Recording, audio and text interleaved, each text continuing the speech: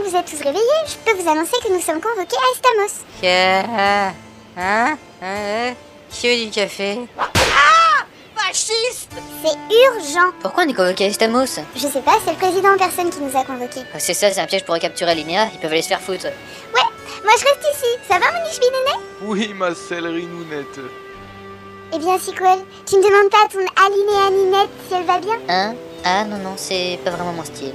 On a tous dormi ensemble? Oui, c'est moi qui vous ai réunis tous ici. Sinon vous auriez fait bien plus. Oui, bon ben on y va tout le monde. Hein. Quoi? Je voudrais vous parler de moi. Pardon? Oui, de moi, vous voyez. Mon enfance a débuté tranquillement dans un petit village pas de balance. Mon père était charpentier et ma mère tenait une ravissante boutique. C'est d'ailleurs que mon père m'a offert ma première poupée. J'y suis autour de moi et... Excusez-moi, mais on a rendez-vous avec le président d'Estamos et je vois pas vraiment quel rapport il y a entre vos histoires et notre mission. Bon, ok, je vais en venir à l'essentiel. Quand vous aviez 5 ans, une nécromancienne est venue. Je la refais. Quand vous avez 5 ans, une sorcière est venue. Elle allait mourir, et pour mourir, une sorcière doit d'abord transférer ses pouvoirs dans le corps de quelqu'un.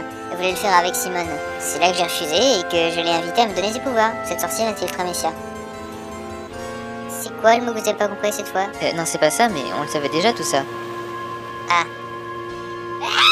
mon dieu, c'est mon Alzheimer qui commence. Je suis en pleine déliquescence, je vieillis, j'ai des rides, je deviens moche, une véritable vieille peau. Si vous mettez à faire des crises pour des choses que vous ne pouvez pas contrôler, ça va devenir grave. Tu veux-tu? J'ai rien à foutre à part me plaindre. J'ai déjà cotisé pour prendre retraite. Un peu plus si je paye l'impôt sur la fortune. On va vachement vous plaindre. Oui, je sais, pauvre petite fille riche. Eh ben c'était super sympa de papoter avec vous, mais on doit y aller là. Bonne chance, mes petits. Psst, Cidre? Chérie? Et que fais-tu derrière ce mur? Ils sont partis. Oui? Alors que dirais-tu de venir me rejoindre sur notre petite plage naturiste? Oh, grand coquin.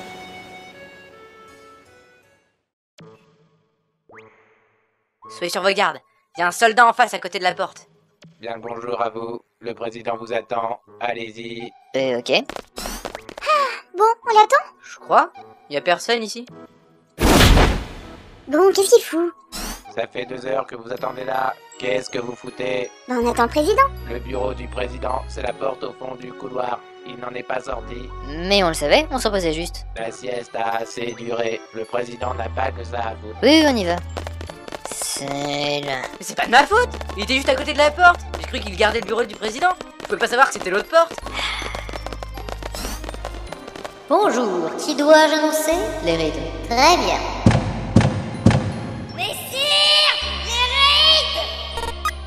Ça fait très Louis XIV, mais bon. Ah, vous êtes là.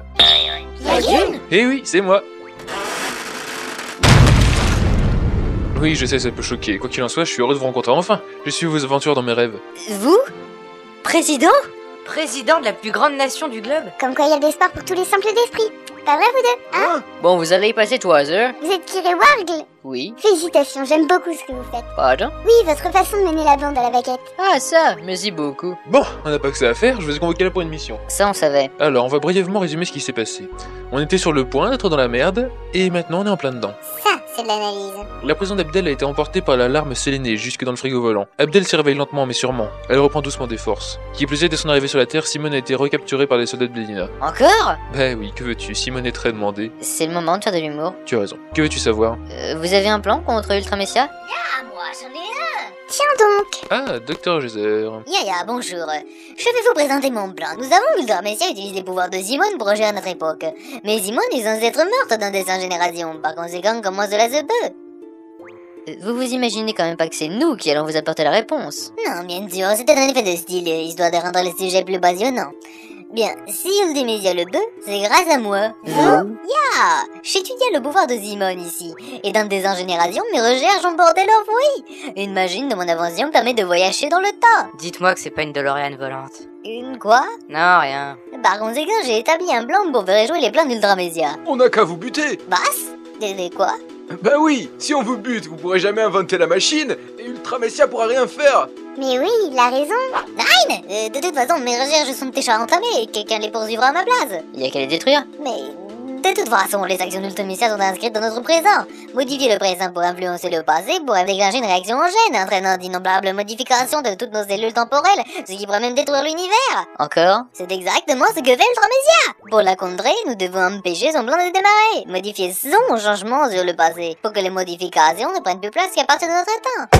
C'était quoi ça? C'est rien, c'est mon cerveau qui a éclaté, suractivité. Bon, donc on fait quoi? D'abord, vous devez détruire Abdel. Sa disparition va pousser Ultra Messia à reprendre le contrôle d'une autre sorcière. En outre, Mademoiselle Alinéa. Bien sûr, toujours là pour me faire prendre. Je frapperai pas, tu l'as cherché là. Vous l'avez, Simone lancera la distorsion temporelle. Vous arriverez alors dans l'époque d'Ultra Messia. C'est là que vous devrez la combattre. Ah oui, c'est simple comme plan. Le facile y avait pas? Si, j'ai ici quelques petites pilules de cyanure. Vous les foutez sous la langue comme ceci. Ok, c'est bon, on va le faire. Parfait. Docteur Geyser, Ya. votre char habillé sur les modifications du temps, c'était juste pour pas vous faire tuer, sinon ça revient au même, non? Ya. Dites, docteur, ça fait 40 ans que vous habitez à Estamos et vous parlez toujours pas correctement notre langue. Nein, c'est faux. L'estomac de la vache se compose de 4 cavités qui sont autant de petits estomacs indépendants. Lors de l'ingestion de l'herbe, la vache le stocke dans l'un de ses estomacs, puis fait remonter cette herbe dans sa bouche pour la remâcher et la faire repasser dans un autre estomac. On appelle ce procédé la rumination, ce qui nous amène à classer la vache dans la famille des ruminants. Eh, Bah, c'est un peu dur à placer dans la conversation. je rêve. Waouh, j'ai toujours rêvé de monter dans l'hydre. L'hydre, votre vaisseau. Ah, ça s'appelle l'hydre ce truc? Je t'avouerai que j'étais trop content de le trouver dans l'espace pour m'inquiéter de connaître son nom. Où est Ishbin? Il est stressé à mort, il est en train de s'enfiler une boîte d'After Eight. Ces pratiques sexuelles ne m'intéressent pas, allez me chercher en fin dernier briefing. Encore? On ne discute pas. Ok, ok. Lagune, ça va? Je tape un stress, faut que je me gratte le testicule gauche, mais je peux pas le faire ici. Et tu sais, Lagune, il serait temps que tu t'aperçoives que tu peux te gratter sans ouvrir ton pantalon. Sans deck. Mon dieu. Me voilà. Bien, maintenant que tout le monde est là, j'aimerais que Lagune nous explique certaines choses. Hein? Bien sûr, demande. La vache, on dirait un moulin à poivre. Pardon. Oh rien du tout. Dites-moi ce qui s'est passé exactement avec Rain. Sequel, je veux pas le dire, mais on s'en branle. Tu deviens people ou quoi? Ben, avant d'aller chercher Simone à Estamos, j'ai demandé Rain en mariage. Et elle a dit oui. On a... Enfin, vous voyez quoi. Si, on voit. Après ça, j'ai retrouvé Simone.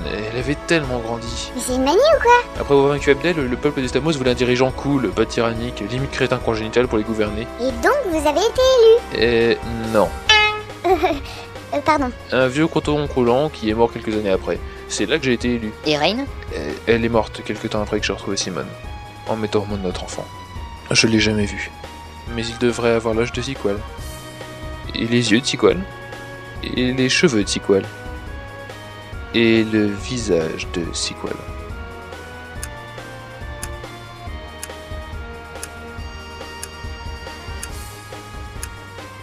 Quoi? Et tu dis que Ishbin est con. Hein? Rien, mon chéri, oublie qu'on a une mission. Oui, t'as raison.